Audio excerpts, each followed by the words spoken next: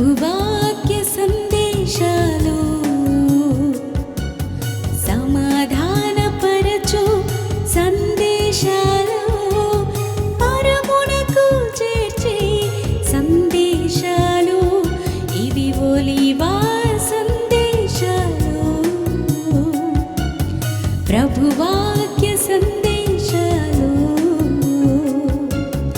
సమాధానపరచు సందేశాలు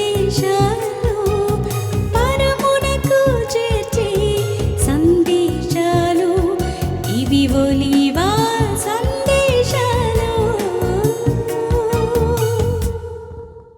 పాపాన్ని వదిలేయటములా, అబద్ధాన్ని వదిలేయటములా, మోసం చేయటం వదిలేయటములా, దగా చేయటం వదిలేయటములా, ఇతరుల సొమ్ము ఆశించడము వదిలేయటం లేదు.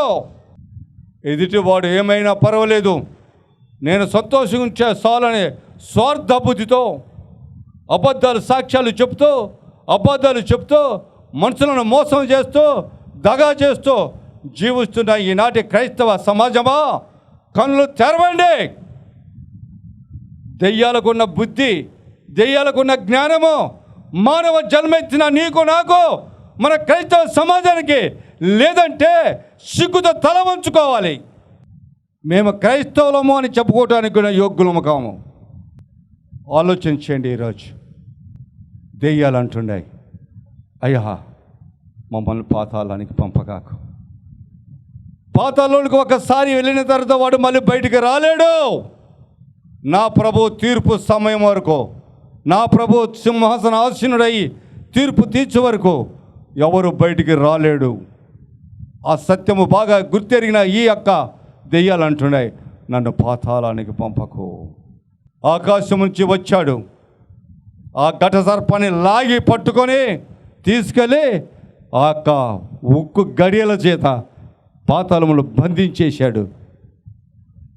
1000 సంవత్సరాలు. ఎవరైతే దేవునికి వ్యతిరేకమైన పాపం చేశారో ప్రతి ఒక్క దేవదూతను అక్కడి నుంచి పడదోశాడు, పాతాళానికి పంపించాడు. పాతాళములో శిక్ష అనుభవిస్తున్నాయి.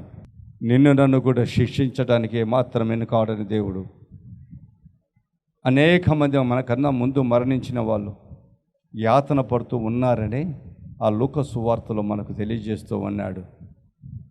చదువుతున్నాము, వింటున్నాము. భయం లేదు, భయం లేదు మనుషులలో. క్రైస్తవ సమాజంలో భయం లేదు, భయం లేకుండా జీవిస్తున్నాం. భక్తి కూడా లేదు. భయభక్తులు కలిగి జీవించని యెహోవా యందు అని చెప్పిన మాటలు చదవడం మాత్రమే కానీ ఆచరించేటువంటి పద్ధతి మనలో లేదు. మనం జీవించలేకపోతున్నాం, మనం బ్రతకలేకపోతున్నాం, మనం సరిచేసుకోలేకపోతున్నాం. నా ప్రియ సహోదరి సహోదరుడా, ఆ దెయ్యాలు చూడండి, అయ్యా మమ్మల్ని పాతాళానికి పంపగాకండి అయ్యా, మా జీవితం అయిపోతుంది, ఇక మేము శిక్షకు పాత్రులమైపోతాం, మేము మరణిస్తాం, మమ్మల్ని పాతాళానికి పంపకయ్యా అని దెయ్యాలు మాట్లాడుతున్నాయి. నేర్చుకోండి వాక్యాన్ని నా ప్రియ సహోదరి సహోదరుడా. ఆ యొక్క ప్రకటన గ్రంథం 9వ అధ్యాయం 3వ వచనం ఒకసారి చదవండి. ఆ పొగలో నుండి మిడతలు భూమి మీదికి వచ్చెను. భూమి మీద ఉన్న తేళ్లకు బలం ఉన్నట్లు చాలు. Praise the Lord. ఆ అగాధము ఆ యొక్క దూత తెరిచినప్పుడు, ఆ పాతాళము చెవి తీసుకొని వచ్చి ఆ పాతాళాన్ని తెరిచినప్పుడు, ఆ పాతాళపు అగాధము తెరవబడిన తర్వాత అగాధముల నుంచి, కొలిమిలో నుంచి ఒక పొగ ఏ విధముగా దట్టమైన పొగ వస్తుందో ఆ ప్రకారము ఆ యొక్క పాతాళము నుంచి భూమిపైకి పొగ వచ్చిందంట. నా ప్రియ సహోదరి సహోదరుడా, ఏమొచ్చిందంట? గట్టి పొగ. ఎప్పుడైనా చూసారా? ఆ యొక్క ఫ్యాక్టరీల దగ్గరికి వెళ్ళినప్పుడు ఒక పెద్ద గొట్టం చాలా ఎత్తుగా నిలబెడతారు ఫ్యాక్టరీ పైన. ఆ గొట్టం పై భాగాన చూస్తే గాన గొప్ప ఒక బూడిద లాంటి ఆకారం కలిగినట్టు ఒక పొగ లిగుస్తూ ఉంటుంది ఎప్పుడు. Praise the Lord. ఆ చుట్టూ ఉన్నటువంటి ఇళ్ళల్లో కూడా ఆ బూడిద చుట్టూ రాలుతూనే ఉంటుంది. Praise the Lord. ఆ డస్ట్ రాలుతూనే ఉంటుంది ఆ బూడిదతో పాటు. అటువంటి దట్టమైన పొగ ఈ భూమిలో పాతాళముల నుంచి పైకి లెగటము, భూమిపైకి రావటము యోహాను గారు చూశారంట. Praise lord. ఆ పొగలో నుంచి మిడతలు రావటం చూశాడంట. ఏమి రావటం చూశాడు? మిడతలు కూడా రావటము చూశాడంట. Praise lord. భూమి మీద ఉన్న మిడతలకి, పాతాళం నుంచి ఆ పొగలో నుంచి వచ్చిన మిడతలకి చాలా వ్యత్యాసం ఉందండోయ్. కొన్ని విషయాలలో దేవుడు కొన్ని మిడతలకు ఆజ్ఞాపించినప్పుడు ఆ మిడతల దాడి ఎవడు భరించలేం. ఐగుప్తులో సూచనలు చేసిన ఆ సూచనలో ఒక సూచన ఉంది, మిడతల దండు ఆ ఐగుప్తు దేశం మీదకి వచ్చిన ఆ సూచన. చదవండి నిర్గమకాండము 10వ అధ్యాయం 13, 14, 15 వచనాలు చదువు. మోషే ఐగుప్తు దేశం మీద కర్రను చాపగా యెహోవా ఆ పగలంతయు ఆ రాత్రి అంతయు ఆ దేశం మీద తూర్పు గాలిని వీచ చేయగా ఉదయమందు ఆ తూర్పు గాలికి మిడతలు వచ్చెను. ఆ మిడతలు ఐగుప్తు దేశం అంతటి మీదికి వచ్చి ఐగుప్తు దేశపు సమస్త ప్రాంతములలో నిలిచెను. Praise Lord. అవి మిక్కిలి బాధకరమైనవి. అంతకు మునుపు ఆటి మిడతలు ఎప్పుడు నువ్వు ఐగుప్తు మీనికి రాలేదు. Praise lord. Praise lord. హల్లెలూయా. దేవుని ఆజ్ఞ ప్రకారము మోషే తన చేతులున్న కర్రను చాపి ఈ ఐగుప్తు దేశం మీదకి మిడతలు వచ్చునుగాక అన్నాడంట. Praise Lord. వెంటనే తూర్పు గాలి బలంగా వీచబడింది. ఈ మిడతల దండులు ఎలా ఉంటాయంటే 1, 2, ఒక 10, 100 అట్లా వెళ్ళవంట. వేల సంఖ్యలో ఒక చోట కొలత ఇచ్చాడు. ఏంటంటే అది 5 మీటర్ల ఎడులుపున 3 మీటర్ల పొడవున ఒక్కొక్క దండు ప్రయాణం చేస్తాయంట. ఎంతండి? 5 మీటర్ల ఎడల్పున 3 మీటర్ల పొడవు కలిసి ఒక్కొక్క దండు ఒకదాని మధ్య ఒకటి ప్రయాణం చేస్తూ ఉంటాయంట. అట్లా ఒకదాని వెనక ఒక దండు వెనక ఇంకొకటి అట్లా ప్రయాణం చేస్తూ ఉంటాయంట. గాలి గట్టిగా ఎక్కడికి వీస్తే అక్కడ వెళ్ళిపోతాయంట. Praise lord. ఆ దేశం మీదకి వెళ్ళిపోతాయి. ఆ దేశం మీద పొలాల మీద పడిపోతాయి. Praise Lord. ఇంకా ఐగుప్తు దేశంలో కట్టిక చీకటి కమ్మెను అన్నాడు. వాటి ద్వారా ఏమైనాడు? చీకటి కమ్మిందంట. అంత దట్టమైనటువంటి మిడతలు వచ్చాయి.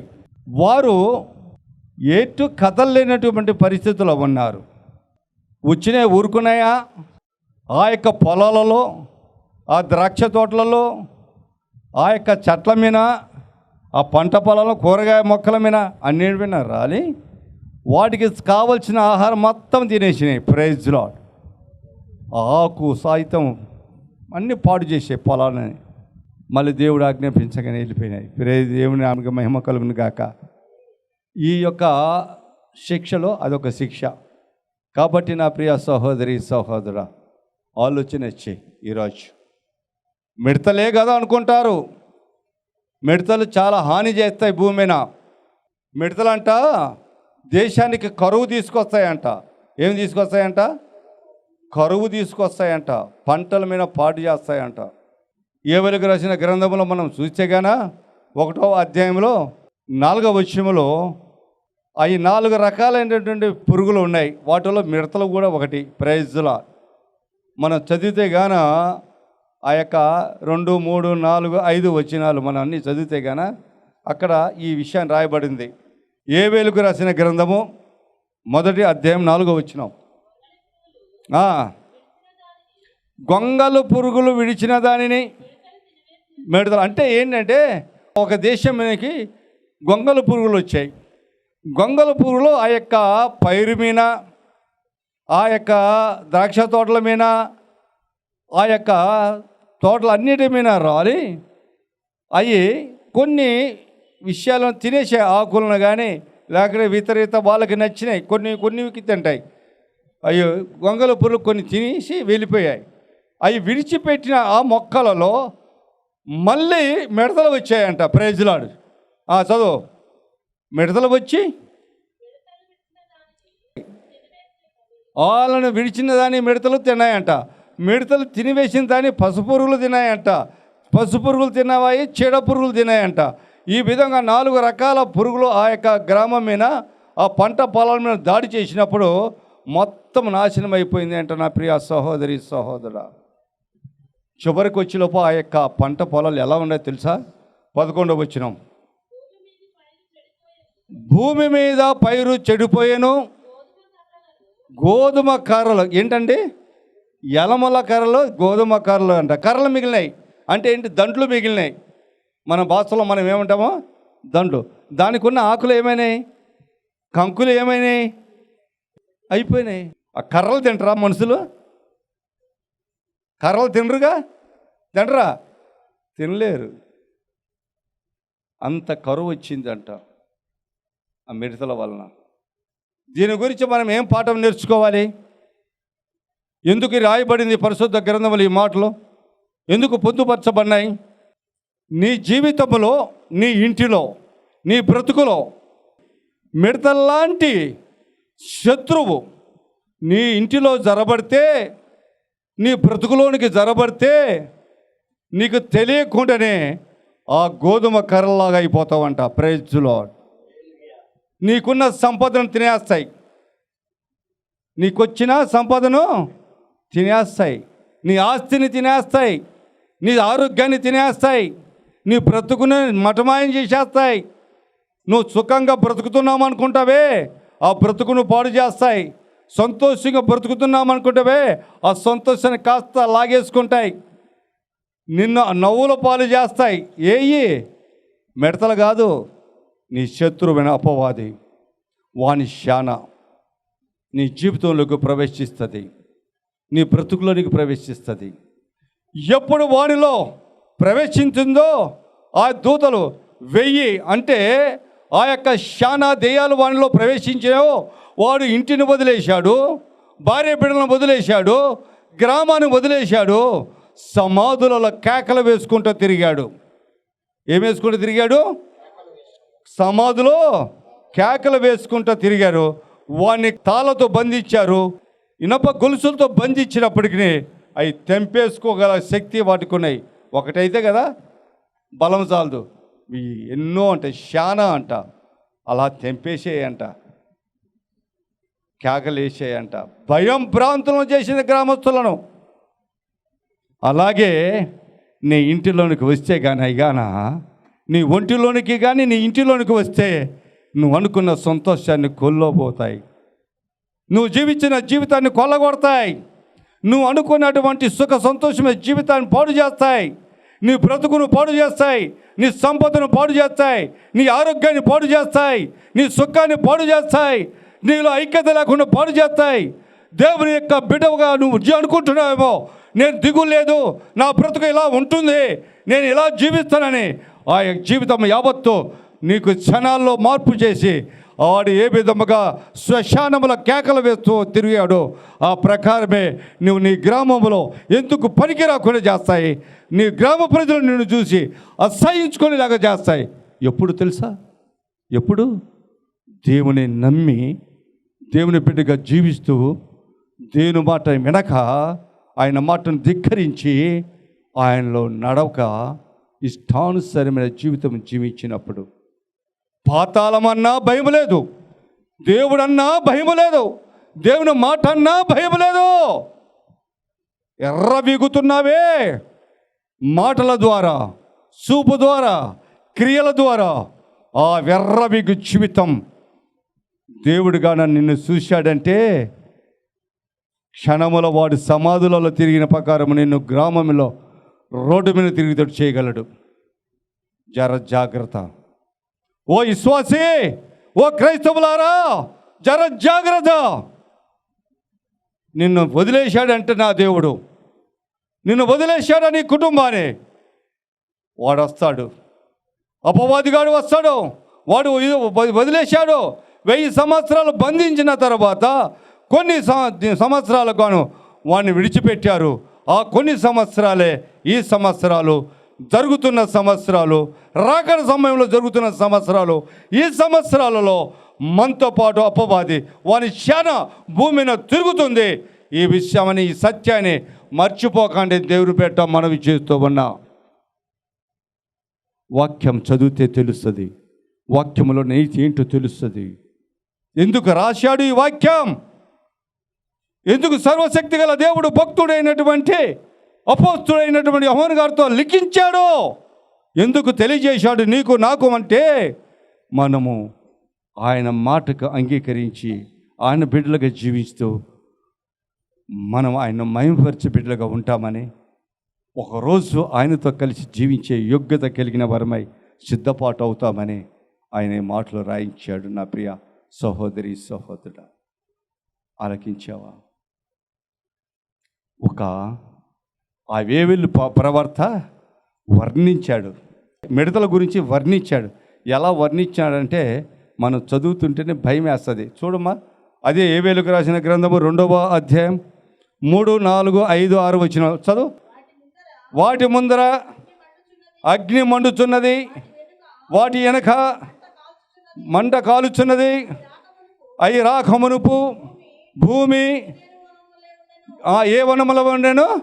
ఏదేను మూలములో సుఖ సంతోషమైన మంచి వృక్ష ఫలాలు అన్ని భుజించగల శక్తి గల ఆకులు కలిగిన నిండైన వనముగా ఉన్నదంట. అవి వచ్చిన తర్వాత చదువు. అవి వచ్చిపోయిన తర్వాత తప్పించుకున్నది ఏది ఎడవబడక భూమి ఎడారి వలె, ప్రైజ్ లార్డ్, ఏదోను తోటగా ఉన్నటువంటి భూమి ఎడారిగా మారిపోయిందంట ఆయన మిడత దెబ్బకు. Praise Lord. చదువు. వాటి ముఖములు గుర్రముల రూపంలో వంటివి, రౌతుల వలె అవి పరిగెత్తుతున్నవి, రథములు ధ్వని చేసినట్టు, కొయ్యకాలు అగ్నిలో కాలుచు ధ్వని చేయుచున్నట్లు, యుద్ధముకు సిద్ధమైన సూర్యులు పని చేయునట్లు, అవి పర్వత శిఖరముల మీద గంతులు వేయుచున్నది. Praise lord. ఈ చూసావా ఎట్లాగా వర్ణిస్తున్నాడు? యుద్ధ సూర్యులు అంట. రథము కదిలినప్పుడు ఏ శబ్దం వస్తే ఆ శబ్దం వస్తుందంట వాటి రెక్కల మధ్యలో.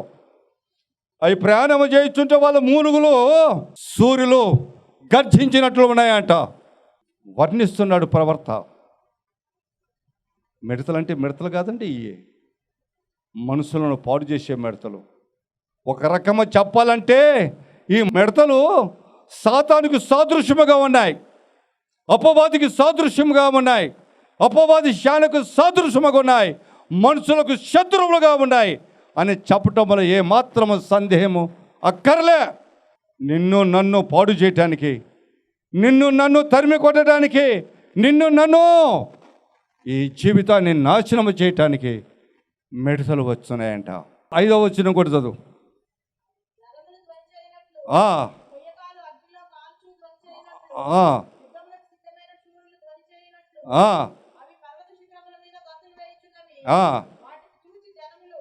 వాటిని చూసి జనములు వేదన నొందును, బలాఢ్యులు పరిగెత్తునట్లు అవి పరిగెత్తుచున్నవి,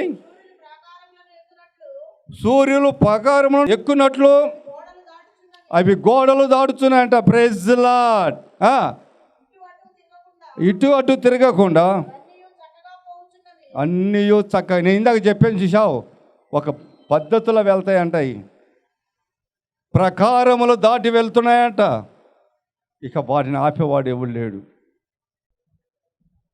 నా ప్రియ సహోదరి సహోదరా, ఈ భూమి మీద ఉన్నటువంటి మన మధ్య తిరుగుతున్నటువంటి అరణ్య మార్గంలో తిరుగుతున్నటువంటి మిడతలు.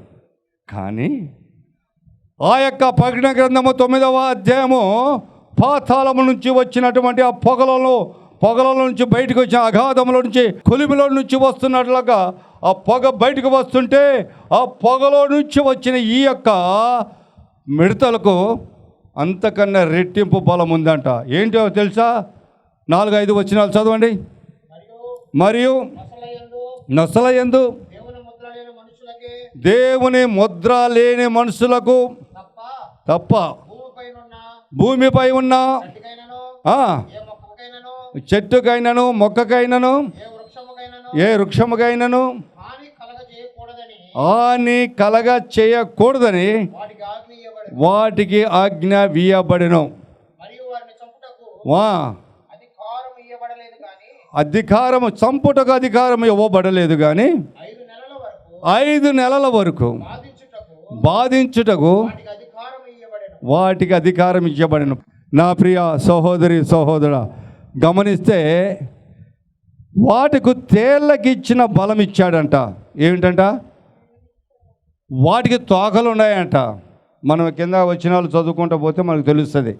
వాటికి ఏమన్నా ఉన్నాయంట? మిడతలకు తోకలు. ఏ విధముగా తేలుకు తోకలు ఉంటాయో ఆ యొక్క తేలు ఏ విధంగా ఆ కొండితో మనల్ని కుడతాయో ఆ ప్రకారం వీటికి కూడా కొండి ఉందంట. Praise Lord. అది ఒక్కసారి కుడితే గాన 5 నెలల వరకు, ఎన్ని నెలల వరకు ఆ నొప్పి తగ్గదంట, ఆ బాధ తగ్గదు, ఆ నొప్పి తగ్గదు, ఆ బాధ తగ్గదంట. ఎవరికయ్యా ఇది కలిగేది అంటే అక్కడ ఆ యోహాను గారు రాస్తున్నారు, ఎవరి నొసట ముద్ర ఉండకపోతే వారిని కొడతాయి, ఎవరి నొసట ముద్ర లేకపోతే వారినే కొడతాయి. ముద్ర ఉన్న వారిని కొట్టవు, ముద్ర ఉన్న వారిని కొట్టవు. పోయినసారి నేను చెప్పాను మీకు, 7వ అధ్యాయం నేను చెప్పినప్పుడు ఎవరి నొసట ముద్ర ఉంటుందో వాణ్ణి ఏమిచ్చేది. ఆత్మ ముద్ర ఉండాలి. ఎవరి నొసట ఆత్మ ముద్ర ఉన్నప్పుడు వాడు ప్రాణాన్ని రక్షించుకుంటాడు. ఆ వాయువు ఆయనకి సజీవుడిగా ఉంటుంది. Praise the lord. హల్లెలూయా. జ్ఞాపకం చేసుకోండి నా ప్రియ సహోదరి సహోదరుడు, ముద్ర ఉండాలంట. ముద్ర ఉండాలంటే కొనుక్కొచ్చుకుంటారా? ఎక్కడుంది ముద్ర? అక్కడ ముద్రలు తయారు చేసే వాళ్ళు ఉంటారు. అక్కడికి వెళ్తే మీరు ఏ ముద్ర కావాలంటే ఆ ముద్ర ఇస్తాడు తయారు చేసి, డబ్బులు ఇచ్చే. వెళ్ళిపోయి అయ్యా గొర్రెపిల్ల పేరు అంటే యేసుక్రీస్తు వారి పేరు, తండ్రి అయిన దేవుని పేరు, పరిశుద్ధాత్మ దేవుని పేరు అంటే ఆదరణకర్త తండ్రి అయిన యెహోవా దేవా యేసుక్రీస్తు అనే పేరు రాయించుకొని ఒక ముద్ర మీద అది తీసుకొని ఇక్కడ ముద్రించుకోండి. ఎక్కడ ముద్రించుకోవాలి? నొసల మధ్య. అప్పుడు మీకు ఏమొస్తుంది? మెంటలోళ్ళు అని వస్తుంది. ఏమొస్తుంది? ఈయనకి బుర్ర తక్కువడు అంటారు, బుర్ర తక్కువ వాళ్ళు అంటారు. అవునా లేదా?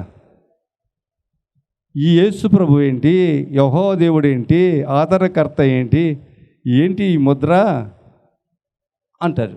ఒక ముద్ర దేనికి? పలానా కార్యాలయము, లేకుంటే పలానా ఆఫీసు, పలాని సంస్థ అని ఇలా ముద్రలు ఉంటాయి. కానీ ఈ ముద్ర ఏంటి నొస వేసుకొని తిరుగుతున్నారు వీళ్ళు అనుకుంటారు. Praise the Lord. ఆ ముద్ర కాదు, ఆత్మతో ముద్రింపబడాలి. ఆత్మ ఎక్కడ ఉంటుంది కొనుగోలు చేయడానికి? ఇదైతే ఇక్కడ కొనగలవు. ఆత్మ ఎక్కడ కొంటావు? ఎక్కడుంది ఆత్మ? ఆత్మతో ముద్రించుకోవాలంటే నీకు ఎక్కడ ఉంది? భూమి మీద ఎక్కడ దొరకదు. భూమి మీద నీకు ఎక్కడ దొరకదు. ఏ షాపులో నీకు అమ్మరు. Praise the Lord. నువ్వు కొనాలన్నా దొరకదు. అది దేవుడు అనుగ్రహిస్తేనే అది వస్తుంది. దాన్ని సంపాదించుకోవాలన్న దానికే ఈ సువార్త. దాన్ని సంపాదించుకోమని చెప్పడానికే ఈ రక్షణ సువార్త. దాన్ని గైకొనడానికి ప్రయాసపడండి, ఈ శ్వాసం ఉంచమని చెప్పడానికే ఈ సువార్త. ఆ యొక్క శత్రువుల నుంచి తప్పించుకోవడానికి నీకు ఆ ముద్ర అవసరమైతే దాని గురించే ప్రయాసపడమని, నువ్వు మారు మనసు కలిగి జీవించమని, నీ పద్ధతులు మార్చుకోమని, నీ జీవన విధానం మార్చుకోమని చెప్పటానికే ఈ యొక్క సువార్త. ఆ ముద్ర నీకు కావాలంటే నువ్వు మారు మనసు పొందాలి. ఆ ముద్ర నువ్వు కావాలంటే, నువ్వు సజీవుడిగా సజీవురాలుగా ఉండాలంటే, ఆ బాధ నుంచి తప్పించుకోవాలనుకుంటే, ఆ శోధ నుంచి తప్పించుకోవాలనుకుంటే, ఆ అగ్ని గుండంలో ఉన్న ఆ నరక యాతన నుంచి తప్పించుకోవాలనుకుంటే, ఆ అగాధములో ఉన్న పాతాళం నుంచి తప్పించుకోవాలనుకుంటే నీకు ఈ ముద్ర కావాలి. ఈ ముద్ర కావాలంటే నువ్వు బ్రతికుండగానే సంపాదించాలి. బ్రతికుండగానే నువ్వు సంపాదించాలంటే నీ పద్ధతులు మార్చుకోవాలి, నీ ఆలోచనలు మార్చుకోవాలి, నీ మాట తీరు మార్చుకోవాలి, నీ క్రియలు మార్చుకోవాలి, నీ యొక్క తలంపులు మార్చుకోవాలి. యథార్థమైనగా, నీతివంతమైన, న్యాయవంతమైన, సత్యమైన జీవితాలు జీవించాలి. అప్పుడే ఆ ఆత్మముద్ర నీకు దొక్కుతుంది. అప్పుడే ఆ ఆత్మ నీకు ముద్రించబడుతుంది. అది యేసుక్రీస్తు పేరట ముద్రింపబడుతుంది. అది సర్వశక్తి గల దేవుని పేరట ముద్రింపబడుతుంది.